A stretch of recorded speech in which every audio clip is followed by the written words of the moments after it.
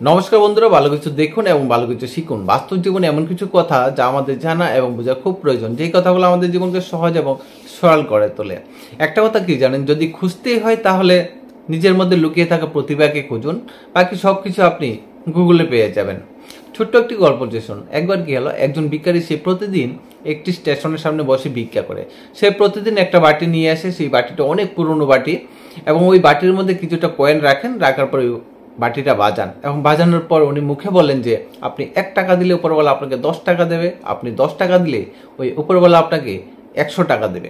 এই কথাটা প্রতিদিন বলতো এবং বাটি বাজিয়ে বাজিয়ে সে ভিক্ষা করে। ওই আশেপাশের লোকজন বলতো যে এই লোকটা জমিদার বংশের লোক, তার বাপদাদার অনেক জমিদার ছিল, এই লোকটা কিভাবে যেন এরকম হয়ে গেছে, ভিক্ষা করে।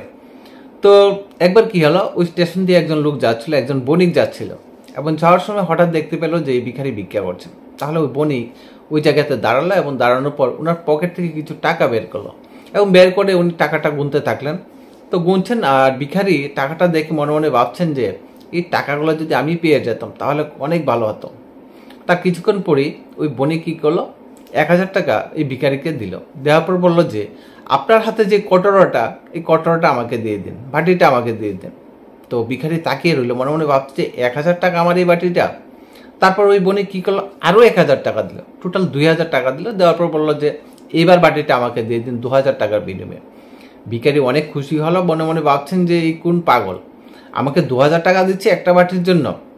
ভিখারি এই বাটিটা দিয়ে দৌড়ে পালিয়ে গেল, কারণ ভিখারি মনে মনে ভাবছে যে যদি ওনার আবার মন পরিবর্তন হয়ে যায়, যদি বলে যে নিন আপনার বাটি আপনি নিয়েছেন, আমার 2000 টাকা আমাকে দিয়ে দিন, তার জন্য ভিখারি দৌড়ে পালিয়ে গেল এবং মনে মনে ভাবছে আজকে তো আমার অনেক লাভ হয়েছে।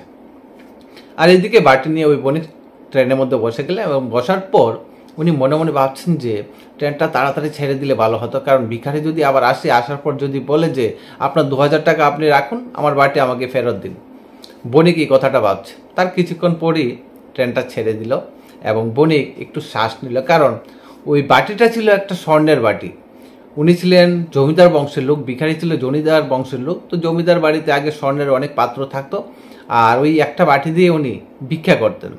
তো বণিক 2000 টাকার বিনিময়ে 1,00,000 টাকার একটা বাটি নিয়ে গেল, কারণ বণিক এটা চিনতে পেরেছেন যে এটা স্বর্ণের পাত্র, আর ভিখারি চিনতে পারেনি বলেই ভিখারি আজ ভিখারি হয়ে আছেন। উনি 2000 টাকার বিনিময়ে স্বর্ণের পাত্রটাও দিয়ে দিলেন। তো এটাই গল্পটার মূল উদ্দেশ্য, যে আপনি যদি নিজের মধ্যে থাকা প্রতিভাকে না খুঁজতে পারেন তাহলে আপনিও একজন ভিখারি। প্রতিভাকে খুঁজুন, বাকি সব কিছু আপনি গুগলে পেয়ে যাবেন। গল্পটা কেমন লাগলো অবশ্যই জানাবেন। ধন্যবাদ সবাইকে, ভালো থাকবেন।